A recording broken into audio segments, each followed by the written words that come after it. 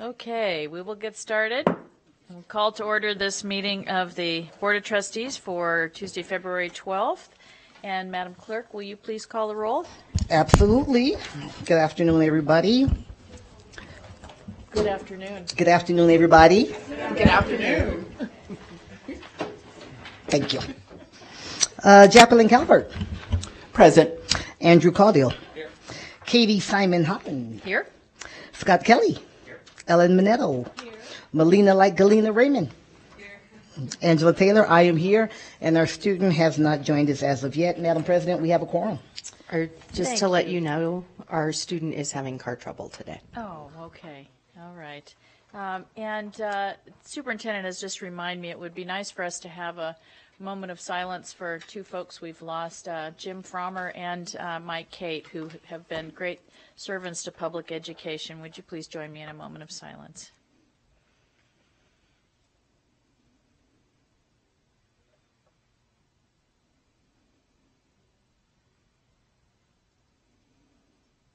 Thank you for that.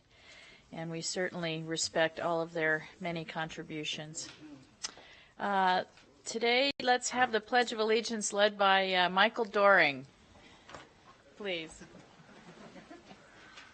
I pledge allegiance to the flag of the United States of America and to the republic for which it stands, one nation, under God, indivisible, with liberty and justice for all. Thank you, Mr. Doring. I caught you, didn't I? Our next item is public comment. Do we have public comment, JJ? We do. Hugh Ezel. Welcome, Mr. Ezel. You have 3 minutes. Thank you very much. My name is Hugh Ezel. I'm a resident in Warm Springs Valley, north of Spanish Springs. On the 1st of February, I received an email from the district regarding the regional approach plan for delayed starts programs in the school district, from school to school to school. And I was looking forward to the zoning aspects of the regional start program. On February 4th, 3 days later, we had our first storm move through the area. This storm moved south of the Reno-Sparks area and impacted mostly Incline Village and the Carson City area.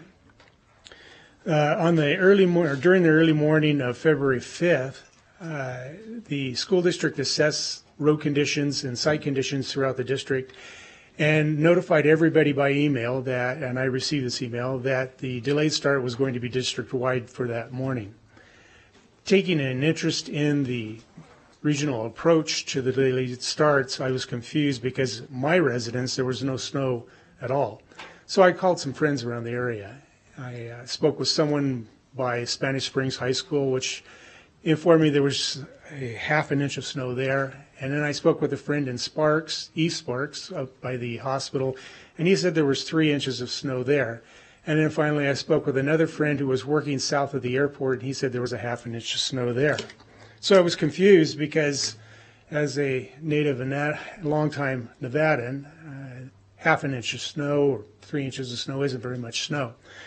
So I was thinking to myself, I was feeling kind of confused, and later at 12:30, I received an email from the district notifying that they were completely throwing up their hands and abandoning the regional approach to the delayed start program altogether. So within the course of 4 days, we implemented a program, had a storm, failed at implementing the program once, and then abandoned the program completely.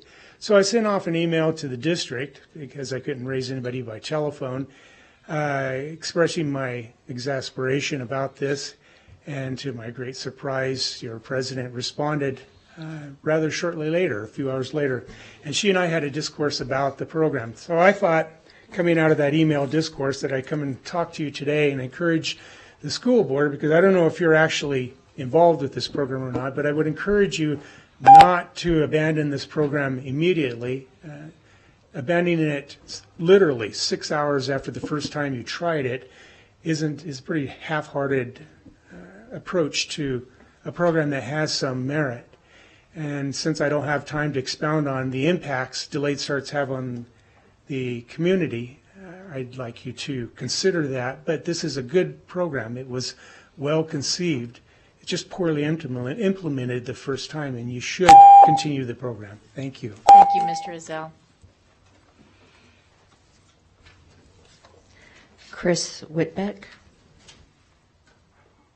Welcome, Mr. Whitbeck. Thank you. My name is Chris Whitbeck, and I am the ETS at Double Diamond Elementary School. Every elementary school in the district has an ETS. That stands for Education Technology Specialist. You know, computer lab technician. We run the computer labs, manage computer carts, perform repairs, and teach students computer skills. Most ETS work 21 hours a week in the lab and 5 hours each week of duty. This gives them a total of 26 hours a week. The pay scale for an ETS is grade 19 and is a fair wage, but the 5 hours of duty each week are at grade 12, the lowest pay scale in the district. The ETS earns holiday hours, sick hours, and vacation hours, but no health, dental, or vision benefits. Also, the ETS do not get paid for fall break, winter break, or spring break, and obviously have the summer off. Many of the people willing to take this job are parents, usually a mom of a student attending that school. Usually these people hired have little computer skills and no teaching experience. But the district then offers training for these ETS, and that is something that I am part of. I am an on-call ETS mentor. There are 4 of us. We help train the new ETS. The ETSs also receive training from the Department of Professional Learning. Thank you, Tony Rader. I am here today because we want you to understand about the ETS position so you can consider it in your budget deliberations. Many ETSs spend extra hours at their schools unpaid, especially during testing time to get the job done. The past few years, the district gave the ETS extra hours before and during the spring SBAC testing window, but now those hours have been removed. Those were important hours for us to be able to upgrade and service our computers and laptop carts and get everything ready for a rigorous spring testing window. When I first started in the ETS position 6 years ago, the teacher stayed in the lab with me and we worked together. A few years ago, that was changed to where now I have the students by myself and the teacher leaves. Most ETS have no training for that and no extra pay and a lot more responsibility added as we went from being a teacher's aide to an acting teacher.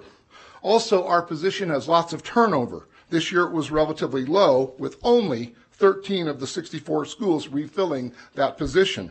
A few years ago, the turnover was 50%. This causes the district to lose people that they have spent money on to train and now have valuable job knowledge. For some schools, it takes months to fill the position. The ETS is the first line of defense for technology repairs at each school, so that IT does not have to come out continually nor put permanent staff there. It is difficult for the district to replace knowledgeable ETSs with their problem-solving skills in many areas. Most ETSs would like the position to be full-time and certainly have the workload to justify it. They hope the district will value the teacher duty reduction that is performed and raise that pay scale. And for those of us training these new ETSs, we would like to see these new people stay with the district and help their school once their child moves on. You can help make that happen. Thank you for your time. Thank you, Mr. Whitbeck, and thank you for your service. You're welcome. That's all for this item. Okay, thank you. Can we move on then to action to adopt the agenda? Do we have a motion? All right, motion by Dr. Taylor, second? Second. Second by Trustee Kelly. Is there any further discussion? Hearing none, all those in favor, please signify by saying aye. Aye. Any opposed? Motion carries. Thank you. That takes us to the consent agenda items, which are items 2.02 through 2.06. We did have some questions and responses. Do any board members wish to take anything out of the consent agenda? Okay. Do we have any public comment on the consent agenda? All right. Do we have a motion to approve the consent agenda? Yes, sir. I move that the Board of Trustees approves consent agenda items 2.02 through 2.06. Thank you, Trustee Cottle. Is there a second? Second by Vice President Raymond. Is there any further discussion? Hearing none, all those in favor, please signify by saying aye. Aye. Any opposed? Motion carries. Okay, it's going to be a short meeting.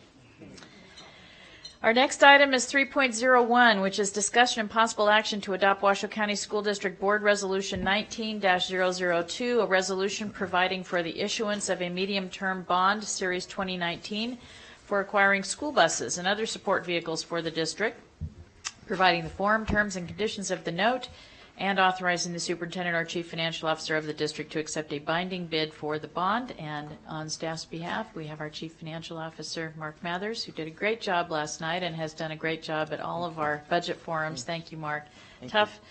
Tough group, and we've had, I think, as of last night, 350 or so people participate. So thank you for your help on that. Go ahead. Thank you. Thank you, Madam President, members of the board.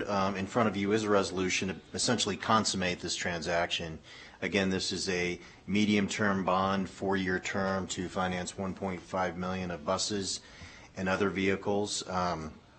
We received 6 bids. Well, first, I was before you last month to request authorization to move ahead on the transaction, and I requested approval to submit documents to taxation. They've approved the transaction. Then we went out to bid, and we received 6 bids, and the low bid, in this case we go again with the low bid, was from Zions Bank, Nevada State Bank, at a interest cost of 2.58%, so very good interest rate on that. And so in front of you today is the resolution to consummate the sale with Zions Bank. If you approve this resolution, we'll close the transaction and receive funds on the 21st. Okay. And just, I had one question, Mark. Is this related to the, or is some of it being funded from the money that we received from the state for the compensation for our miscalculation? Is that? No, Okay. no, That was already spent? That was already spent. Okay. Yep. All right. Okay. Any other questions on this item? Okay. Is there a motion? Angie? I'll make a motion. Oh, good. I was Thank just you. reaching. Good, thank you. I was reaching. I move that the Board of Trustees adopts Washoe County School District Board Resolution 19-002, a resolution providing for, 1, the issuance of a medium-term bond, Series 2019, for acquiring school buses and other support vehicles for the district, 2, providing the form, terms, and conditions of the note, and 3, authorizing the superintendent or chief financial officer of the district to accept a binding bid for the bond. Okay.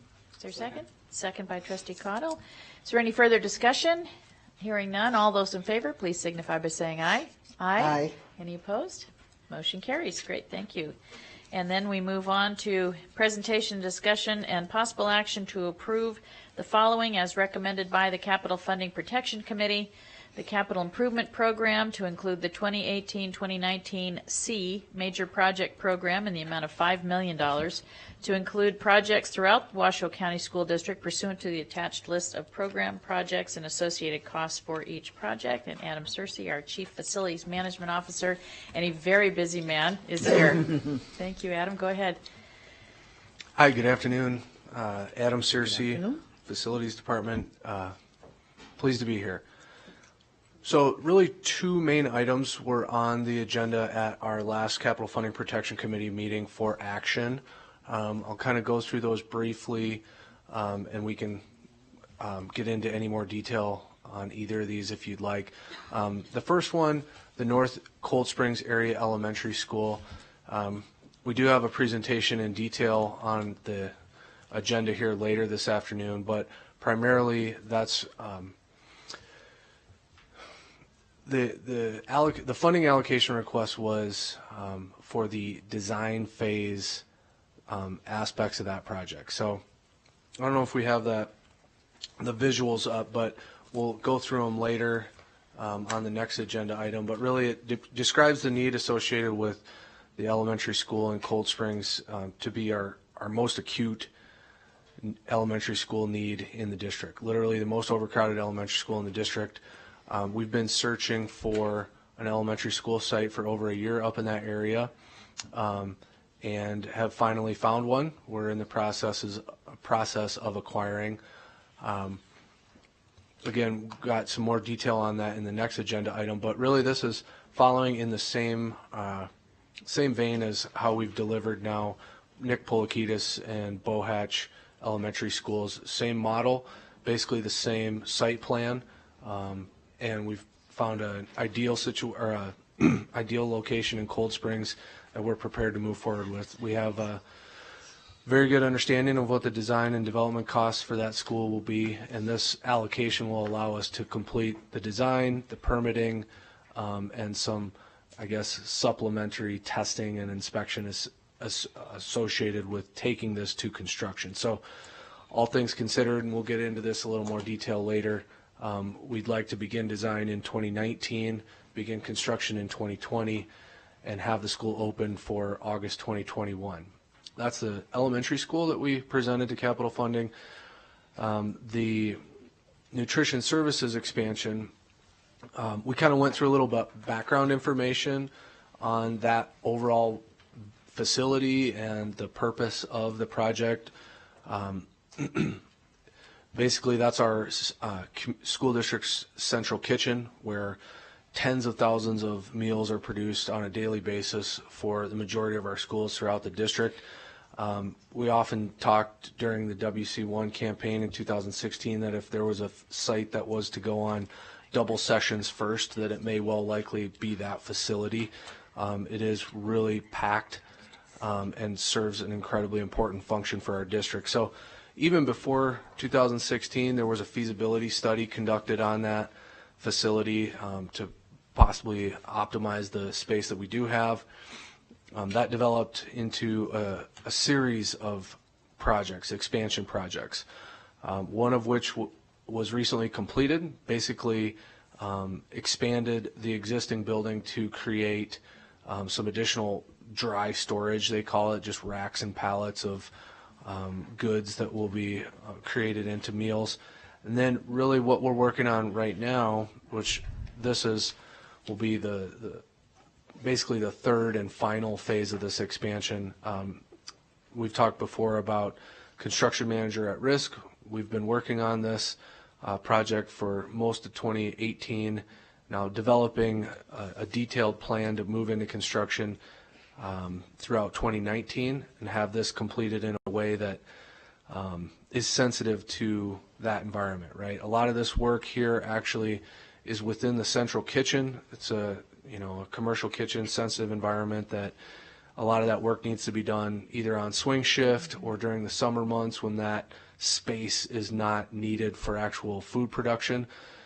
So it's sort of a uniquely complex project. We've got a plan ironed out with the contractor, and this allocation not only includes, a little bit over $1 million of that for the actual construction contract, but also the FF&E, the furniture, fixtures, and equipment we've talked about on other projects associated with some of the administration office, expanded break room for the nutrition services staff, things like that to finish the construction project, and also some permitting fees and staff augmentation, construction management, professional services there make up the rest of that $2.5 million. So, again, those were both minor items for allocation request, specifically on nutrition services. They asked a couple of questions related to, the details of the expansion and how much capacity that will provide us for in the future. But overall, the discussion was limited on these items, and they were both unanimously approved. That's great. Thank you. And what capacity does it allow us to expand to? Do you know? I'm regretting bringing that back up because we didn't have a particularly precise response to that. Pete actually fielded that one, and Pete's here. We're he's confident. He's smiling over your shoulder there. It's significant, right? It allows us to expand for decades to come. Wow. The capacity necessary to feed our students. One thing we did kind of go into that night was the fact that it's pretty much maxing out the footprint that we do have at that property. Yeah. If you guys are familiar with that location, kind of tucked in next to the Truckee River and McCarran, it's a good facility, but it's a small little piece of property, and there's not really going to be any opportunity for expansion after this, but fortunately, this should take us decades into the future capacity-wise. Mr. Etchart, do you want to? Okay. And assuming that we do have additional capacity that may not yet be needed, do we look at contracting that with any other folks that need to have large food service production? Pete Etchart, COO. I think we're always looking for opportunities with community partners. I mean, right now, obviously, we provide and vend food for the food bank in Northern Nevada, Head Start programs. So, and we've had some, outreach from like the city of Reno on different programs. And so we're always looking for that. And yes, hopefully with this additional capacity we have in production now, we can provide for that. Great. Okay. Any other questions? Okay, sorry I stumped you with that one, Adam. That was I walked really... right into it. It's a good question. You did. Yeah, you did. You teed it up for me. Okay, is there a motion? Oh, do we have any public comment? Okay, thank you. And our thanks especially to the Capital Funding Protection Committee for the work that they put in on reviewing all of these. I know they've been as busy as you all have trying to understand and make sure all of this is copacetic with them. So, and again, we certainly will miss Mike Cate's presence on that committee. Is there a motion? Trustee Kelly. Thank you, Madam President. I move that the Board of Trustees approves the Washoe County School District Capital Improvement Plan to include the 2018-2019 C Major Project Program and associated costs for each project in the amount of $5 million as recommended and forwarded to the Board of Trustees by the Capital Funding Protection Committee. Thank you. Is there a second? Second by Trustee Caudill. Is there any other discussion? Hearing none, all those in favor, please signify by saying aye. Aye. Any opposed? Motion carries. Thank you, Mr. Searcy. And man, it's just amazing to me what you all and your team are getting done. So thank you. Thanks for all the hard work. Okay. 3.03, presentation on public outreach regarding district allocation process and new school staffing. We have a great team before us today, Ms. Payne, Mr. Sutton, and Mr. Foss. So, go ahead. Good afternoon, President Simon Holland, Trustees, Superintendent Davis. For the record, Irene Payne, Chief Communications and Community Engagement Officer for the school district. I'm joined this afternoon by Jeff Foss, videographer for the school district. And Riley Sutton. So one of the most reoccurring questions we get is around allocations, teacher allocations. And it's a really difficult, as I'm sure you know, it's a difficult topic to explain. And it's one that we've been grappling with as a team here and as a leadership team. We've been grappling with how do we explain it in a way that families understand, our teachers understand, our support staff understand. It's been a challenge, but what better way to do it than to explain it visually? I could not agree more. And yeah, I think it provides me with opportunities to really dig into complex topics like this a lot more than any job I've had before when I was working in news or any other independent productions, to work with this great team and pull from all our resources and really break it down into a very easily digestible format. And I think it's going to be a great value for the community. Riley Sutton, for the record. Where I come into this is, of course, with the new, maybe most asked question of how do we staff new schools? So setting out to kind of answer that question, of course, nothing is going to make community members feel 100% better when the unavoidable happens, as it occasionally does, and a couple of weeks into the school year, a teacher allocation has to be moved. But we've always felt that a greater understanding was wanted and would be valuable for parents, staff, and the community. And since this is sort of part math lesson, we figured again that video would be the best way to do it. I want to thank, of course, Kristen McNeil, Mark Mathers, Mike Schroeder, Jeff Bozzo for kind of giving me the Allocations 101 to be able to then work with the communications team to render that Allocations 101 visually. So with that, let's hit it.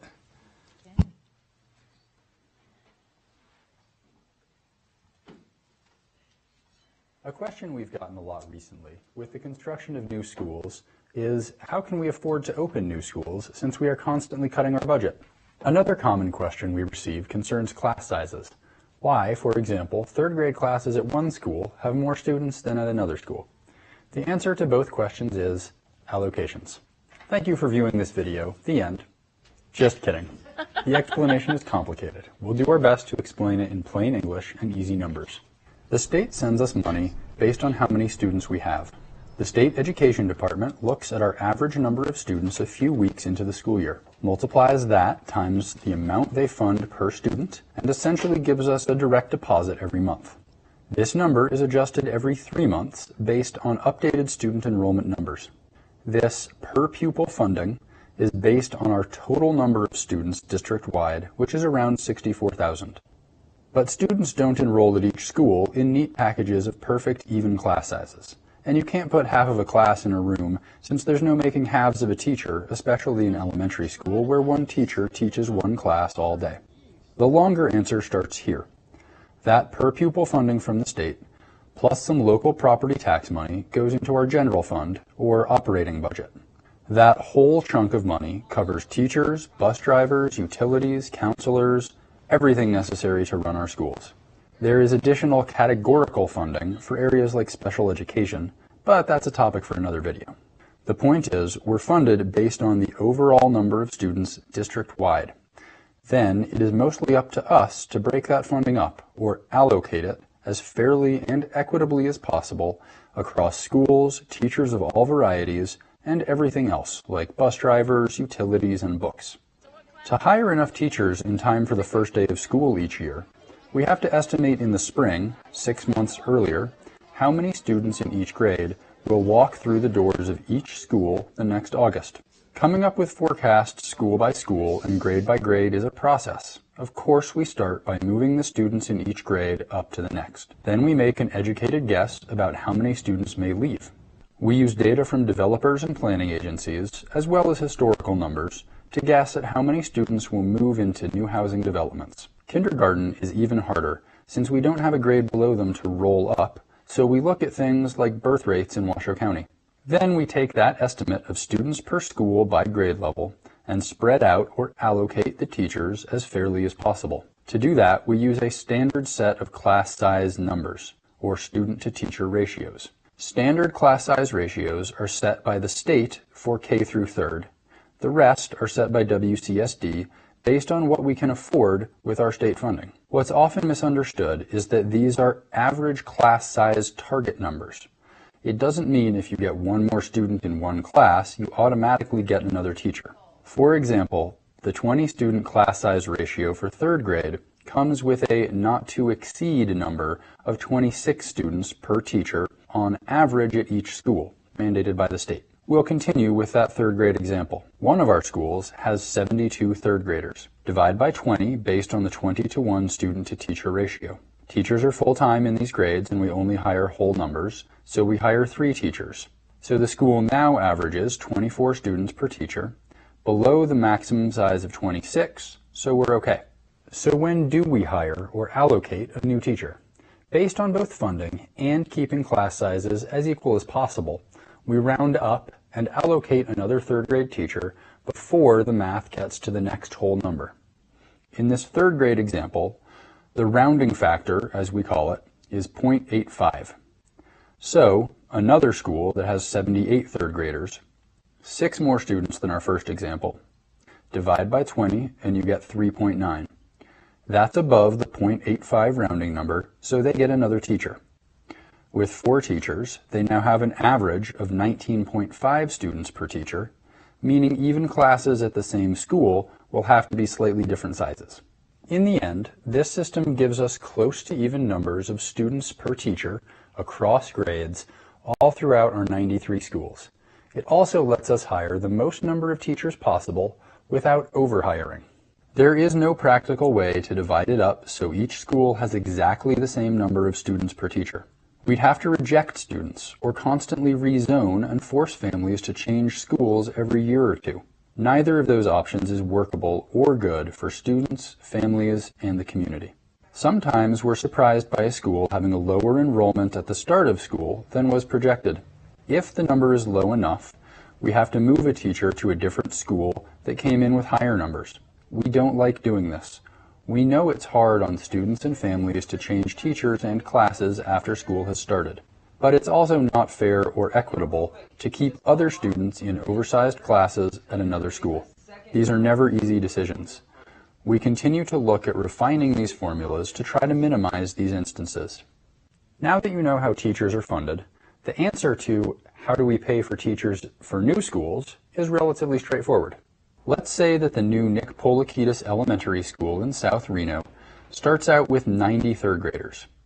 Divide by 20 is 4 teachers, since 4.5 is under the rounding factor of 0.85. But those 90 students didn't parachute in out of nowhere. They came from Brown and Double Diamond Elementary School zones. As those schools will now have fewer third grade students, they will have fewer teachers. The teaching positions move with the students. One important point to emphasize, new schools don't necessarily change class sizes, which continue to be based strictly on the allocations formula and rounding numbers for students per teacher from our state funding. There are still some costs, like utilities, a principal, custodians, and a school counselor, that are new costs that any new building needs. Those are relatively minor, however, and already factored into our budget. These costs are well worth paying for our students and staff to have adequate space to teach and learn, instead of being crowded into makeshift classrooms, doubling up 2 classes in one room, or running school year-round, which we have been forced to do in recent years, before more capital funding to build schools was approved in 2016.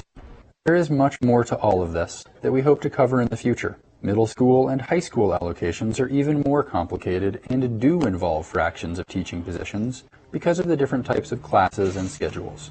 There are lower rounding factors for teaching positions at struggling schools so that we're providing appropriate and equitable supports for all students. But that's more than enough math for now.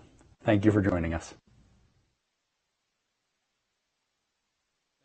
The jumping in that's not in the final version, I promise you. It's smooth and seamless.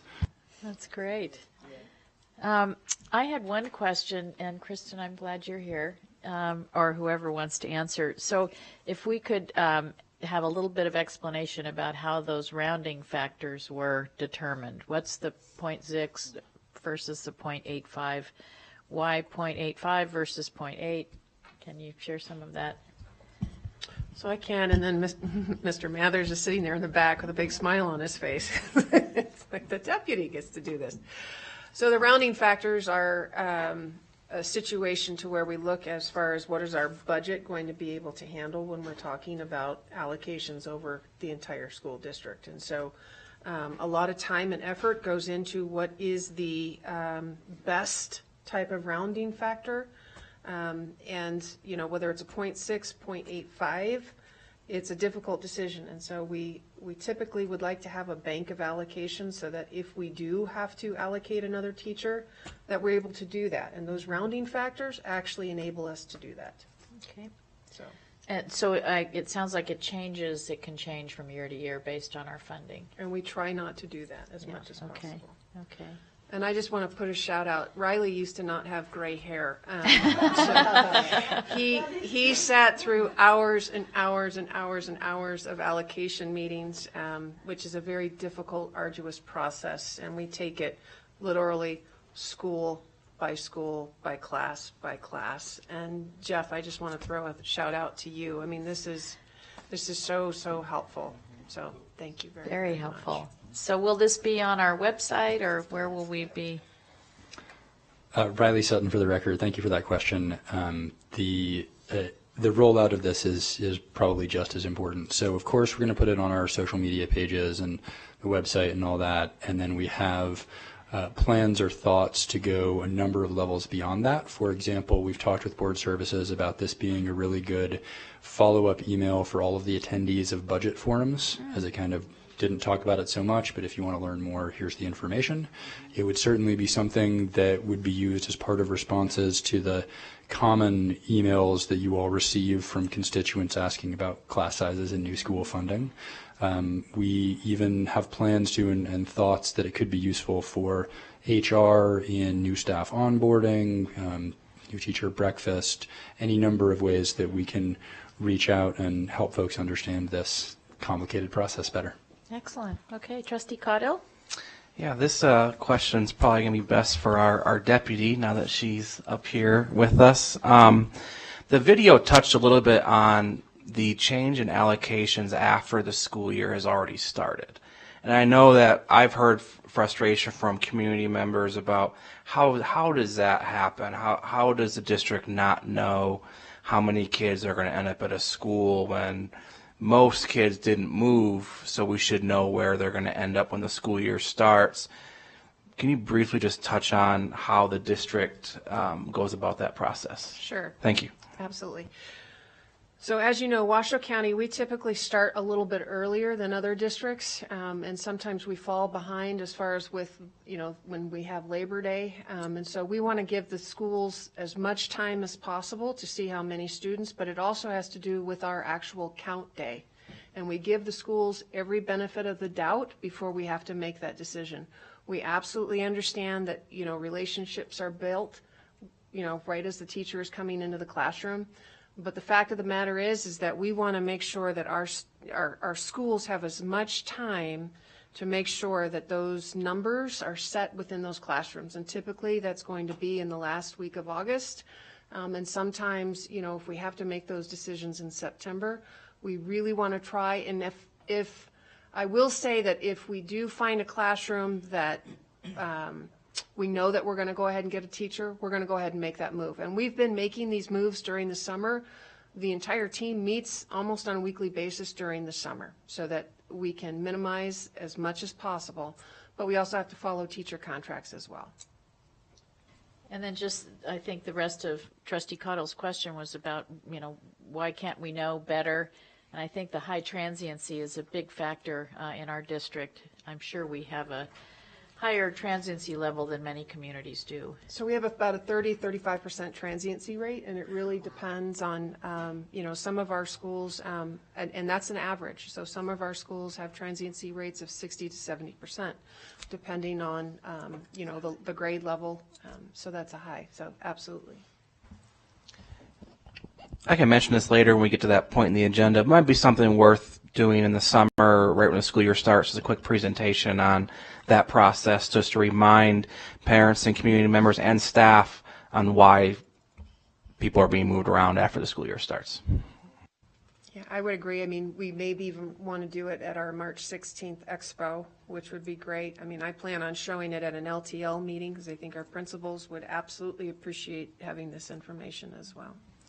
And if I could just add, Irene Payne for the record, the plan is actually to take it out to the community as well. So when we do have the summer expo or when the superintendent is talking to groups, we plan on showing the allocations video then, because I think everybody in the community has an interest in this topic, perhaps coming at it from different vantage points, but still have an interest in it, and it is complex. So everywhere we can show this, internally and externally, we will be showing the video for sure.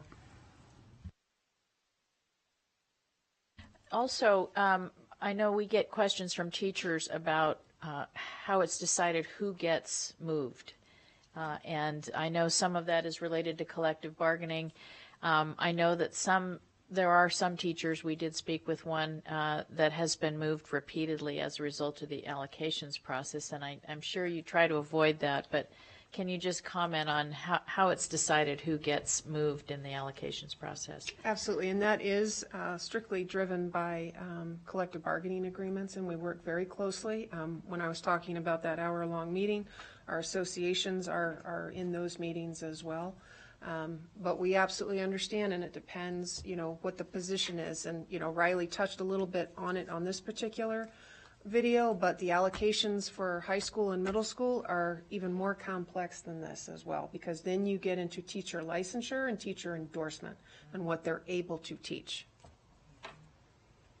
If I may, it was touched on briefly in the video, but if this is well received by the community and folks do want to understand more, those are certainly topics that would do well to be explained, I think, in short video form that we have contemplated in terms of all of those issues, as well as special ed as well, and the other categorical grants are ones that would lend themselves well to this format.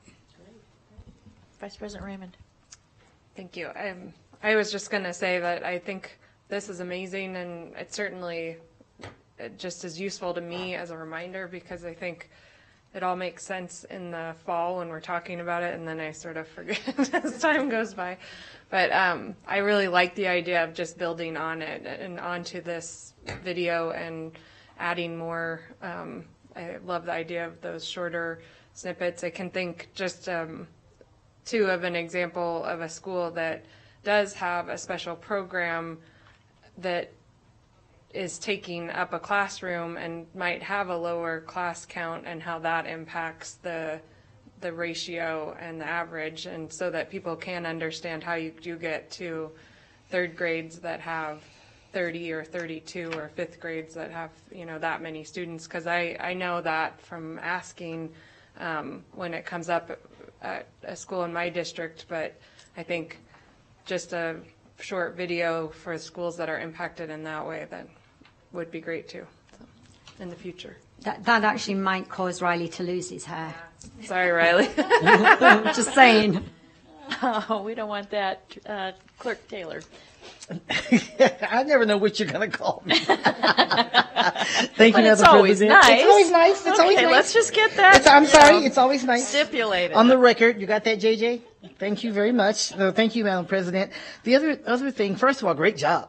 And I'm excited about thinking of there are other things that may be able to be addressed in this manner. And I can envision we have something on the webpage, and it's a series of them, almost like its own frequently asked questions that can be answered, you know, like that. Yeah, I mean, it's pretty exciting to think about. So really great job. The other question I guess I would have that I get asked sometimes is, there's some component of this that the principal is involved in as well. If sometimes they make a decision as to they would rather have this or that, which might impact them. Can you talk a little bit about that?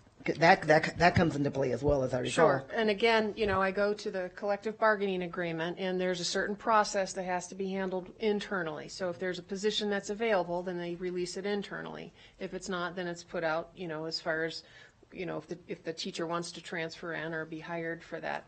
But it's absolutely up to the principal. They have the discretion as far as to how to staff their school. And as a previous principal, that was something that I felt was very important to work with my staff and to make sure everybody was on the same page with that. But it is absolutely the principal's discretion as far as where the teachers will sit for that time.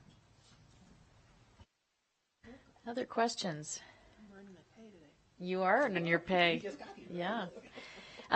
Again, thank you from all of us. This is really helpful and helps us to understand it, and certainly helps us to be able to explain it better. So thanks for the good work. Really, really nice. Thanks, you guys. Yay. Yay. Okay, item 3.04, approval of professional architectural design services agreement with H&K Architects in the amount of $2 million for architectural engineering design service for a new elementary school in the Cold Springs area of Washoe County, subject to approval of the 2018-19C Major Project Program. And Adam is here, and I want to call out Mr. Bob Listner, who's here in our audience and who has been such a great advocate for schools and for technology in our schools, and a great volunteer, and also a wonderful member of the Cold Springs community. So thank you for being here, Mr. Listner. Adam. Okay, thank you. Again, Adam Searcy, Chief Facilities Management Officer. This one is a relatively straightforward new elementary school design contract that typically might be on consent agenda. This agenda felt a little light, so why not another presentation? Hard act to follow, but seriously, we have a really neat story that we wanted to tell on this one, and I'm going to get into that right now. It starts off with the need, really. As I mentioned previously, Nancy Gomes Elementary School up in Cold Springs is the most overcrowded elementary school in our district, with not only sixth graders up in the middle school, but also fifth graders currently up in the middle school in Cold Springs. And you can see that's sort of our overcrowding heat map projections out the next 10 years, going just well beyond a reasonable level. We're currently relocating a second mobile classroom up there this summer for the 1920 school year, and just really have been on a search for an appropriate elementary school site to address this need for quite some time. Throughout that search, we engaged with Lifestyle Homes and Washoe County actually in searching for a suitable site and then kind of developing at a conceptual level. And we zeroed in on this village center. This graphic kind of depicts it a little better if you're not familiar with Cold Springs, but really kind of right in the center of that aerial image, you can make out the actual Cold Springs Elementary School and the adjacent ball fields that are associated with the school. And then, of course, the village center park is actually like a 12-acre flat piece of turf. It's a wonderful piece of property. It's a wonderful park. And we, again, in cooperation with Lifestyle Homes in Washoe County, developed this concept amongst others. And so what this really exhibits or illustrates, you see kind of at the top, there's the aerial footprint of the existing middle school with the existing kind of oval football field there.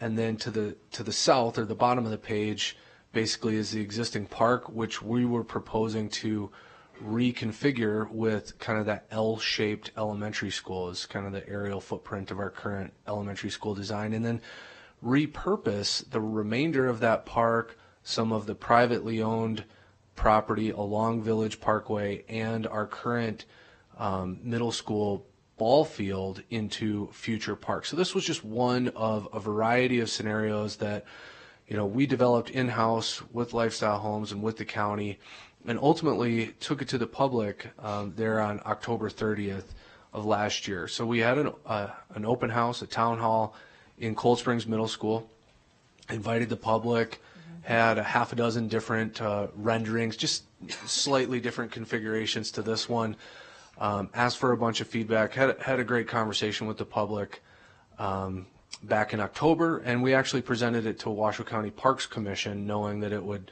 certainly entail an intense partnership with the community, with the adjacent private property owners, with the HOA, and with county parks, should we move forward with this. But the truth of the matter was that meeting on the 30th led to some very mixed, if not outright negative feedback from the public. So we kind of went back and asked ourselves some different questions as a team. And the first question was, are there other sites that would be suitable for addressing this need? And the answer to that question, we felt honestly, was yes. And then the question that we took seriously on our team was, if we engaged with the public on an alternative site, would we be willing to change the direction? Are there sites that we would be able to listen and change course to? And we felt that the answer to that question was also yes. And this is, something that we don't often have that latitude or luxury to be able to do. With our high schools and our middle schools, these are much larger buildings, much larger facilities that require much more expansive pieces of property and have maybe more difficult constraints as to where they need to be located to address the need, and fewer options available to us from a property standpoint. But in this instance, with only an 8 to 10 acre need for an elementary school, with a wonderful partnership with Lifestyle Homes in the community, we felt like there were options that could be developed, and we wanted to engage with the public. So I'm going to let Riley come up and walk you through a little bit more about how we did engage with the public. Just to tee it up, we offered, this was kind of the opening slide that we presented to the public. We put out 9 potential sites. You can see the ones loosely highlighted in pink or red. They're sites that, for various technical constraints, were non-starters, right? To the average citizen, and even regrettably to us, it's like, man, I would love, that would be a great elementary school site, but because it's located on an arterial roadway, in a couple of those instances, they're actually not, they would not be allowed to be developed as an elementary school site. So they were eliminated, But then we went into a greater amount of detail on 4 other potentially viable sites and really put it out to the public. And that's where I come in. Riley Sutton again for the record. This was really fun because, like Adam said, it's one thing to say, in theory, we would listen to the public if and when there are options. It's a whole other thing to have options and then to go out and ask the public and have that. So we developed a survey, had a lot of questions on it to ask folks. So we had a good understanding of how feedback was, because at that public meeting where, as Adam mentioned, there was some hostility, you could call it, to the originally proposed site, but there's 35 people, so we wanted to make sure that we were getting a representative sample and that we could look at it a number of different ways, by people that had children in schools, did not have children in schools, let their children walk to school, don't let their children walk to school, just a number of factors. So we developed the survey and we put it out online. We promoted it heavily in the media. We printed paper copies, designed and printed paper copies in-house that went to not only the schools out there, but also the Village Grill, the community center that Washoe County has out there, the family center, and made sure that we sent Connect Eds and did everything we could to engage folks. And with that, we got over 750 votes. Of those, over 700 were inside Cold Springs. Analyzing the results across every category, parents, non-parents, walkers, non-walkers, basically everybody, not basically everybody, everybody had Site B as their preferred option. And working with the consultant that was helping us with this project, it was determined that we had very good demographics and numbers to represent Cold Springs. And so we turned that over to Adam and what we did next. So again, this preferred Site B, it's a wonderful site. That exhibit has a walk radius surrounding the school. Those like yellow orange dots generally represent existing elementary school students. So it really captures kind of like the utility of this particular site. We've done a considerable amount of due diligence really since the end of December, just to validate that this would be a site that is suitable before we, take this next step that's actually being recommended for action today. We've cleared the site environmentally. We've had multiple meetings with county planning and engineering staff to validate utility availability, sewer capacity, water capacity, what the entitlement process moving forward would be, and really just kind of make sure that there are no red flags or deal killers moving forward with this property. And we're coming up clean. We are extremely confident that this is not only the right site for us from a technical standpoint, but the right site for the community. So I wanted to invite Bob Listner to come up and just say a couple words. I can't say enough, as you opened with, the partnership that he's provided on behalf of Lifestyle Homes here. It's afforded us a tremendous amount of flexibility and an opportunity to bring something to this community that's really needed. Thank you. Welcome, Mr. Listner. We're very pleased that you're here today. Thanks. So first of all, you can tear up my comment card. I'm representing Lifestyle Homes. We've been building homes out there for almost 20 years now, and we are very happy to be getting another school. The planning process conducted by your staff it's one of the best I've ever seen. It was just very professional, and in particular, we're very happy about the extent that the public was involved in this. They've had their say. The say is for Site B, so that's where we're going. And I think because the public was so involved by this process that your staff put on, I think it's going to be pretty quiet. Knock on wood. I hope it's going to be quiet as this goes through the various county processes. The public has spoken, and I'm sure there are people who would like some other site, but it's a clear majority. I think your staff did a wonderful job. Oh, thank you. Well, we're pretty proud of their work, so we appreciate those great comments. And it certainly is, I think, a setting a new high bar for public involvement in this, and I'm really, really grateful. I know we all are for the involvement. And I don't want to let Bob step down without acknowledging that we've agreed in principle to acquisition terms. Lifestyle Homes owns this property at a discounted rate to include mass grading activities, somewhere in the range of $350,000 to $500,000 of in-kind donation versus purchasing this outright. Wow. Once that's finalized in the near future, we'll bring that back for recognition, but it's been a wonderful partnership. Wow, that's just remarkable. Thank you, Bob. We really appreciate it. Thank you so much. It has been a pleasure, and will continue to be. Oh, and those kids will benefit, and I know you're going to be in that classroom in 2021 when those kids are coming to school at that new school. Fingers crossed. You and me both, huh? Anybody have questions or comments? Yes, Dr. Taylor. Thank you, Madam President. I do want to thank Bob Listener. I mean, he's been such a supporter of the schools anyway, even when it doesn't involve property that you own or that you develop. So just your support of schools overall has been tremendous, and for it to show up like this really says a lot just about your continued support for the kids.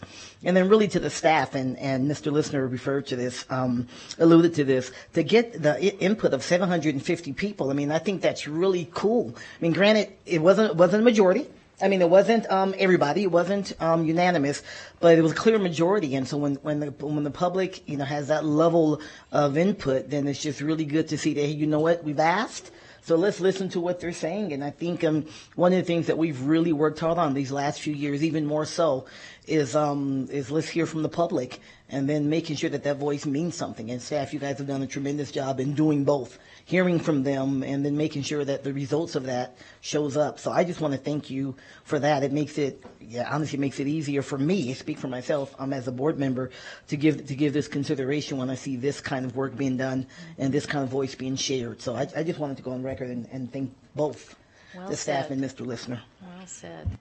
Anyone else? Great. I did see that we'll have some of those kids crossing an arterial, and so that's an even greater reason why having all that public input is helpful, because I know parents often get nervous about having their kid in a walk zone where they're going to have to cross an arterial to get to the school. But again, we listened to the neighbors, and so that is their guidance, and we respect it, and it's a great, great project all around. Thank you. Okay, any questions? Otherwise, motion?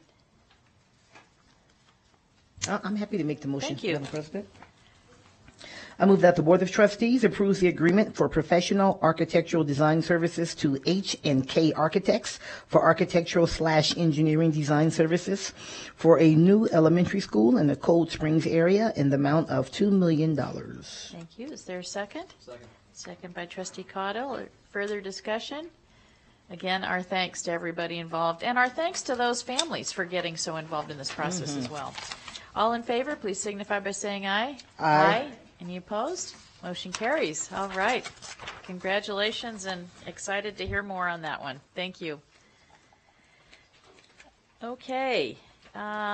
We are all the way to board reports. So who would like to start? Okay, Trustee Cottle? Yeah, I took part in the principal for a half day, and I actually spent that time at Gomes Elementary with Principal Whistler, and it was an amazing experience because I saw much of what was talked about in the school and how full it is, and the team teaching that's going on, and then to be reminded that it's a K through 4. And they're maybe potentially looking at 4 lunch sessions because they just cannot accommodate all the kids in the lunchroom. So, but they're still doing great things at that school. They're innovative. You don't have very many classrooms at your traditional desks in a row facing the front. From an outside observer, it looked like organized chaos.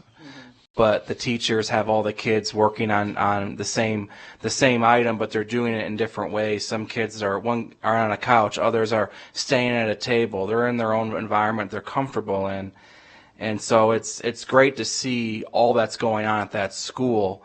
And I think they're going to do even better things once they can get some relief from being so full. So that was a tremendous experience, and I'm really glad that I took part in that, and I thank all of those that helped put that on. Great. Okay. Who else? Trustee Minetto.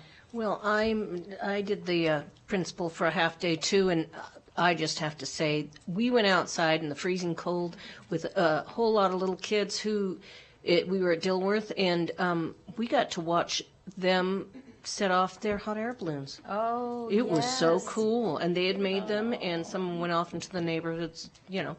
But yeah, it was really neat. Oh, that's great. That's great. Okay. Yes, Dr. Taylor? I do want to just commend Kendall and her staff and the Ed Alliance for that principal for a half day. I spent the half day with Principal Stacy Teen Sanini at Sparks Middle, and that was great to be there. I also wanted to acknowledge one visiting tolls with the superintendent and the deputy superintendent. We had a great time there. That's one of my schools. And I had to just say something about the cultural competency training that the board got last week. I thought Tiffany Young just did a tremendous job with us, and I'm certainly looking forward to it. And to commend all the board. Everybody was in and open and engaged in it, and we leaned in, to use a Tiffany phrase. Everybody leaned in, which was great, and hopefully we all learned a lot. I know I did. So just looking forward to part 2 of that. Great. Okay. How about on this side? Vice President Raymond? Oops. Okay. So I was also able to do principal for half day. Mine was a little different. I had the county manager, John Slaughter, shadow me as a trustee on my kind of school visits. So we visited 2 of my schools. We went to Worcester High School and saw Principal Carano and with Principal Kusher. And then we visited Bernice Matthews, and it was a great experience, I think, to, just have the time to talk with the county manager and learn more about the role that work he does. But I think also to be able to show him, especially Bernice Matthews, which is sort of tucked away and not a lot of people know where it is. And it's also doing amazing work. And it's a school that I think you look on paper and you think, like, well, what are they doing wrong? And you walk in the door and you see all the amazing work that they're doing right. And the students are engaged and listening and loving it. And the teachers are amazing.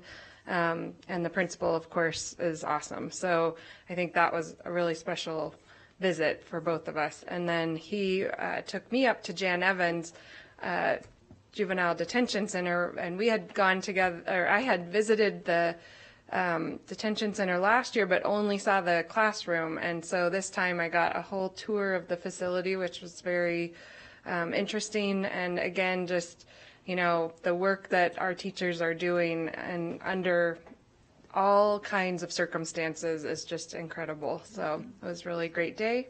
Other than budget forums, I'll touch on the Spotlight event, which we had, I guess, a week ago now, and at Swope Middle School. And after having the opportunity with President Simon Holland to meet with their leadership class, it was just another great opportunity to hear from the students and to celebrate the work that the school's doing. So I was glad to be able to be there. Great. Okay. Trustee Calvert, anything you want to share? I just wanted to say I was able to attend the forum last night, and I thought that was really good that we got to hear from the kids. And I mean, to me, it was just very heartfelt, and it was just really kind of hard to hear a lot of things. But, we know those things are coming, and it just kind of prepares us to make those decisions. But I really want to know that I really enjoyed, and I sent Samantha a little thank you because I thought that was really awesome that they put that together. But that was good. Okay, great. Well, I too did principal for a half day. I was at Westergaard with Ms. Weir, and also before she was able to arrive, she's got a new assignment, and she's going to be moving to another school. So I was with the vice principal for a while, assistant principal, Sean Ryan. That was wonderful, and we got to see 5th grade classes in social studies who had been assigned to learn about the colonies, the various regions of the colonies in America. And they had to do a recruitment as if they were recruiting families to come live and join their colony. And it was so much fun watching these kids. All the kids had to get a little bit of information about each one of the colonies. And some of the kids were really, really creative in pitching their colony. One colony was the bread basket of the colonies. And one of the little girls had baked banana bread to try to recruit families to her colony. It was just tremendous seeing that project-based learning. I think those kids will certainly know much more about the American colonies than I do. So very good. Really appreciated being able to share in the superintendent's visit to DePoli, and we were just dazzled by a completely student-organized and student-led visit. They had shared with us their video, which they produce a video every morning for the Kendall DePoli News Network, KDNN, and they do the weather and they had prepared that, and then they took us to various classrooms, and it was just so well organized and well executed. We were really appreciative. It was their yearbook staff that took us around, and their yearbook is rated in the top 4% nationally. So yeah, if you ever have the chance to look at the DePoli yearbook, it's quite stunning. Enjoyed the Spotlight on Success at SWOPE. Enjoyed our virtual budget forum last night here with Trustee Taylor and Trustee Calvert. And then coming up this week, I'm going to go on a school police ride-along on Friday. Going to go to the audit committee meeting. Going to go to the Regional Planning Governing Board meeting as the district's liaison and representative to that process. School visit at Alice Smith, and then also meeting with the CEO of the United Way. So busy week like all of us have. Turn it over to the soup. Deputy Soup. Deputy Soup. All right. So I won't belabor how awesome principal for an executive for half a day was. I kind of mixed it up a little bit, and I took Wendy Damani to our Nutrition Services Department, and so we did a tour of that place. And I got to tell you, the warehouse supervisor, Tim Wilson, stole the show. You want to talk about passion for his job. I mean, this man, he gets it. I mean, he is so careful. Every single piece of equipment and materials that come into that warehouse, he knows exactly where they're going to go. And his number one edict was no child is going to go hungry on my watch. And, Wendy Damani, she's amazing anyways, but she was kind of joking that, just with how much passion he brings, it's like she was starting to second guess, her position. But he was just awesome. It was just wonderful. And then a shout out to our partners of the Nevada Public Education Foundation and the Northern Nevada Leadership Summit that we had on February 1st. And thank you to Barrick Mining for providing the lunch. And then President mentioned some new principal assignments that we have. So very quick, just want to congratulate Brendan Bringhurst. He was the principal at Mendive. He will be the new principal, and I have to get this right so communications doesn't yell at me, at the middle school in Arrow Creek. He will be our new principal over there in Arrow Creek. And then Heidi Gavrielis will be the new principal at Bow Hatch Elementary, which is amazing. And then at Libby Booth, we have Megan Waugh, who's the principal currently at Diedrichson. She will start over at Libby Booth. Katie Weir, principal at Westergaard. She'll be going over to Duncan. And then last but not least, Amy Wright, who is our principal at Agnes Risley, will be over at Echo Loader. So It's that time of year, very exciting things. And could you, just because you have the floor, could you share the announcement about the meeting with Department of Education on Digital Days? Sure. So that media release went out, and it was a very productive meeting with the Nevada Department of Education, and we truly thank our interim superintendent at the NDE for that. He spent a lot of time with us. We walked through what our proposal was going to be. So Dr. LaPinta is working that right now as far as the calendar approval, and then also the proposal for digital school days for a pilot for the remainder of this year. Great, thank you. Okay, and as we always do, we don't do that discussion under this item. We're off to future agenda item requests. Do we have any future agenda item requests? Ms. Minetto. if I can get the button to work. Yeah, I wondered if we could have some kind of research or something done on the whole vaping thing, because these children are vaping in classrooms. And we want to know about the, to find out as much as we can about the health issues. And yeah, it was shocking. And because there's just so much not known. And the kids that I met with, the youth, thank you, the Student Advisory Board, they thought that we should start, when we know things, training the middle school kids that, this is this and that's why we don't really need to be doing that. But just a thought. Okay, thank you. Trustee Kelly? Thank you, Madam President.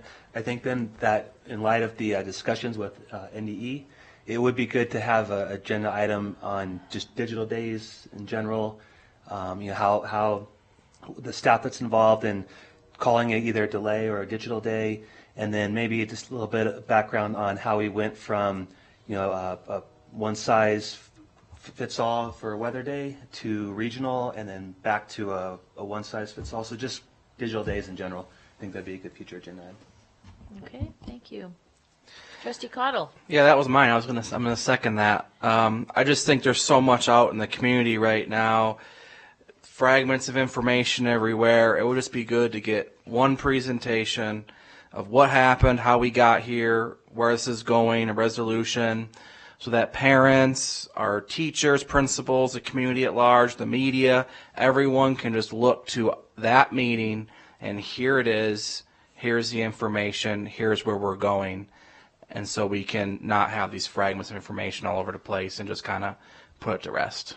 That's what my recommendation. And I hope that we can try to do that sooner rather than later while it's out in the open right now. Thank you. Well, and our next meeting will be the 26th, and we should know by then what the Department of Education and we are able to collaborate on solutions for that. So great. Okay. Okay. Is there any public comment? Beth Ross. Welcome, Mrs. Ross. Thank you for coming down. I just have to say that this is very frightening for me to speak to people. Well, we appreciate I'd rather it. bolt out the door. But it's very important to me to let you know that I'm still very disappointed about the Wild Creek project. It affects my grandchildren. I don't want them on the highway because they live in Spanish Springs. They're going to be on that deathly pyramid highway driving back and forth. And I really don't see how it can lessen the overcrowding at Spanish Springs, because I don't know if you've been out there, there's houses being built everywhere. It just seems like we're going to need another high school out there soon. It's about 7 to 10 miles between my daughter-in-law's and my son's house to Wild Creek. So that's a long journey to me. Of course, I hate the driving anyway, but that's beside the point. I just don't want them on the highways like that. And I'm confused. If Hug High School is so bad, then why are we using that money to refurbish it to do something else? So that's my other question. And while these guys were talking, I didn't get their names, about new schools. I don't understand why there are preschools classes taken out of the elementary schools. If you could explain that to me. I know my grandchildren at Spanish Springs Elementary, they're big kids because we're tall people, and they've got all these fifth graders smashed into little classrooms where the preschools are taking 2 or 3 classrooms.